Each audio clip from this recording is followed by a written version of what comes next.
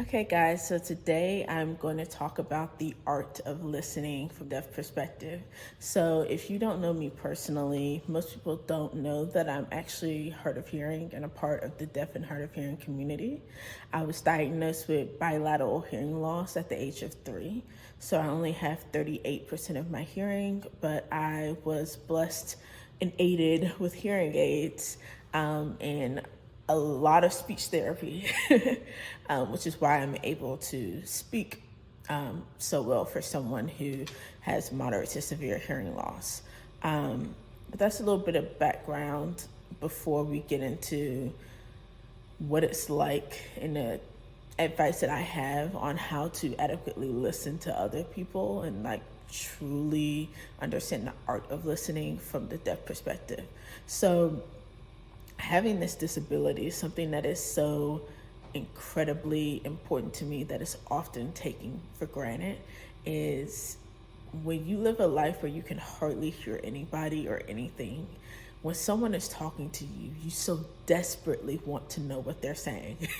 Like it is eating away at me. And so I work so hard to hear every single word that anybody says. So it takes a lot of mental capacity and brain energy for me to read someone's lips. So I'm looking at people very intensely. And if you've experienced this and you're wondering, like, why is this girl looking at me like that? That's what's happening. It probably looks like I'm staring into someone's soul. Um, but yeah, so I look very diligently and I pay close attention to what people actually have to say. So if you see me looking down, I'm referencing the notes that I've taken. So,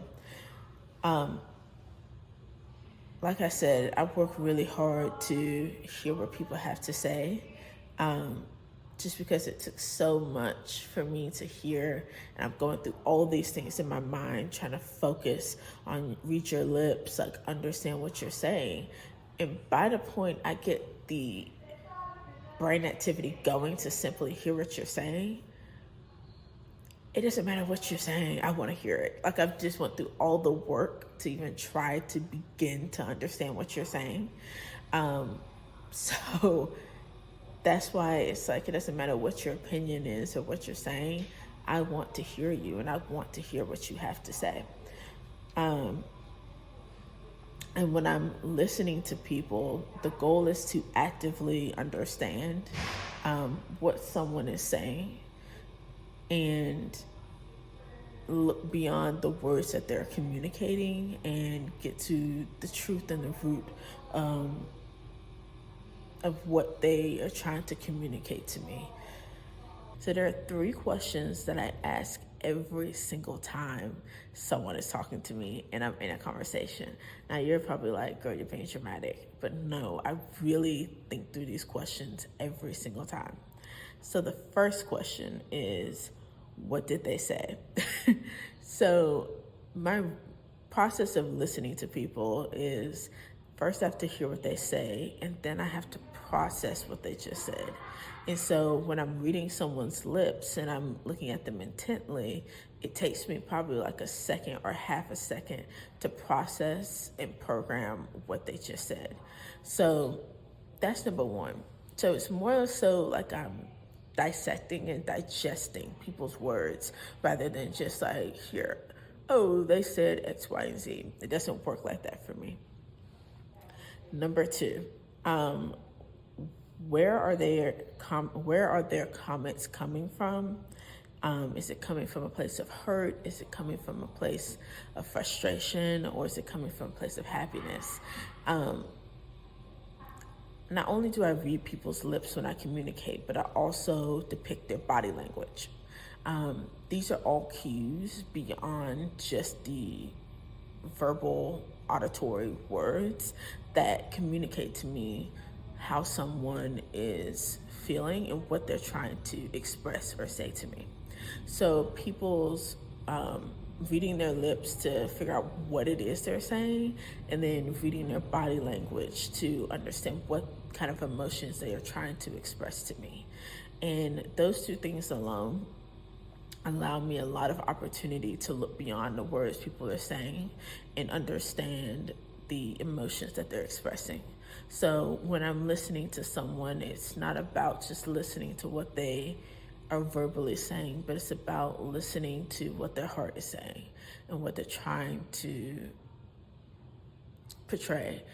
And what's cool about this, it often leads me to a point where I can understand what someone is saying far beyond their words, even if there's someone who is really, really bad at communicating. Because some people are trying to express something and you can see the angst and the frustration of what they're trying to say, but they can't get it out. But reading their lips to understand what they're saying, and then reading their body language to understand why or how they're trying to communicate it, gives me a lot of clarity on what's being communicated. Now, the third thing is, what is their story? So when you read enough body languages, you quickly become fascinated and intrigued on the rest of that person's story, because how you communicate is often a reflection of how you were raised, where you came from, what region of the world you're from. Those nonverbal cues are very, very determinative of the person and the way they live. And so if I notice certain traits that are common amongst certain types of people, now I'm more intrigued to learn more about you, about where you come from, about your history, your family's history.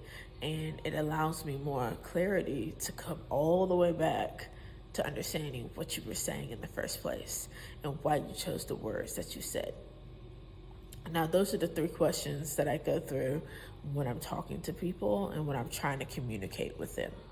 Now, let's see. The next thing I want to talk about is my behavior when I am listening to someone. Now, it is just as important to focus on that person as it is to focus on what you're doing when you're focusing on that person. So anyone who talks to me knows that I am always smiling and laughing. It's an innate part of my being. I just have been doing it since the beginning of time. I have my parents as my witness. So for me, I have quickly learned, just as I watch people's body languages, that also leads me to recognize when they're watching my body language. So I watch where their eyes are going, what they're paying attention to, how they are reacting to my presence. I am incredibly sensitive to all that, because that is how I read and interpret the world and have greater understanding in communicating with people. So here are things, I want to tell you a few things that I've noticed of things that I do that have welcomed a warm response.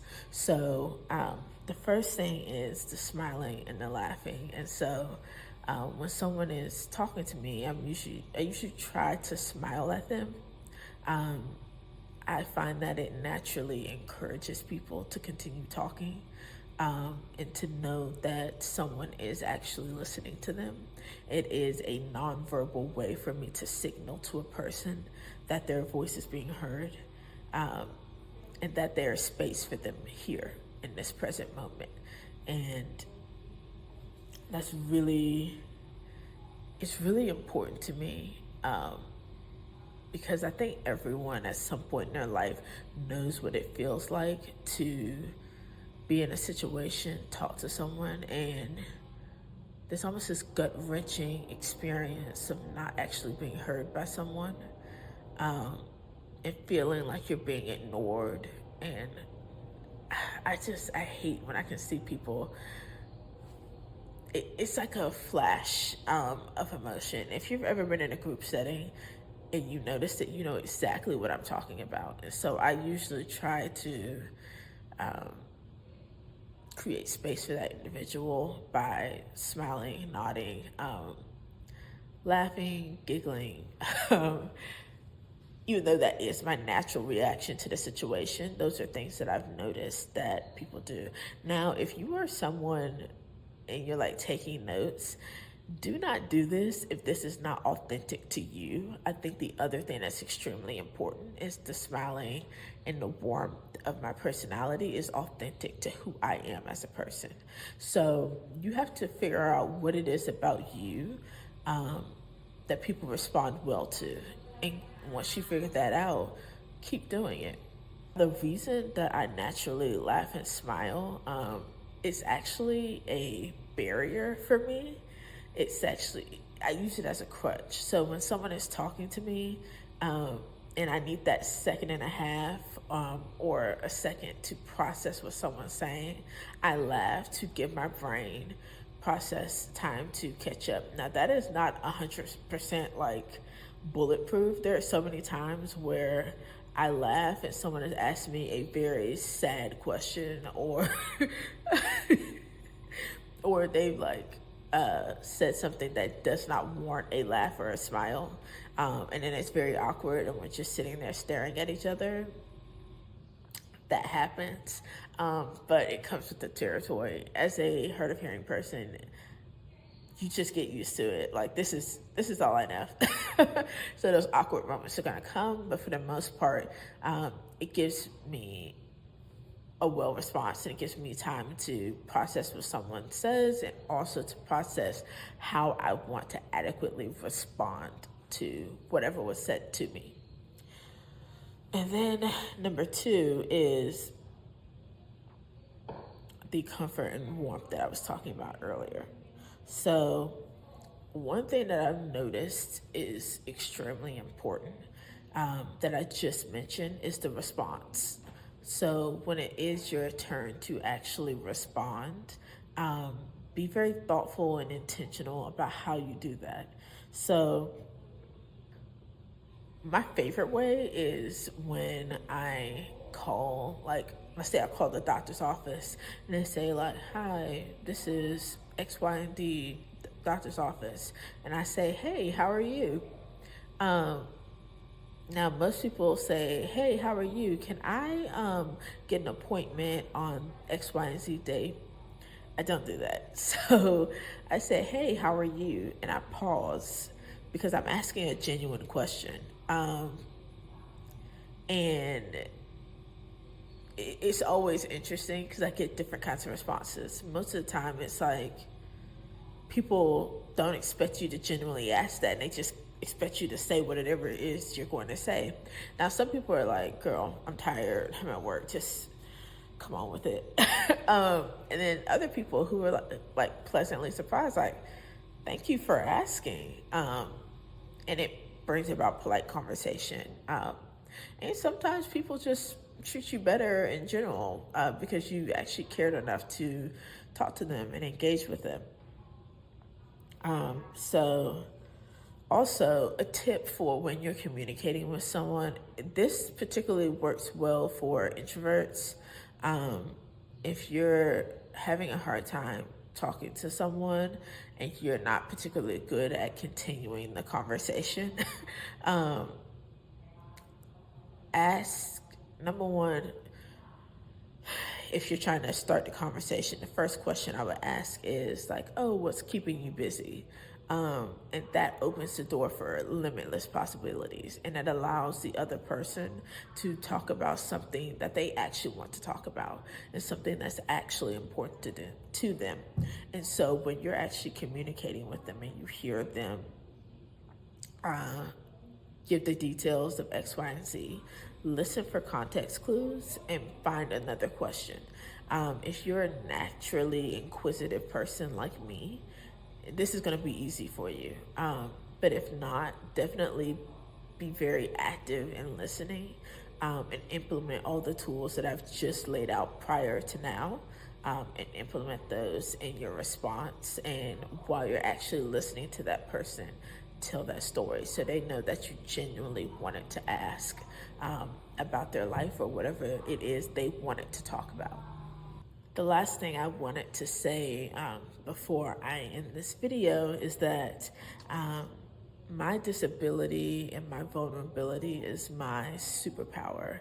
It is not something that I am lacking in the world and in the universal experience, but it's a gift that has been given to me, and it's a gift that I cherish, because while I don't have very much of my hearing, I have so many other gifts that I have been given.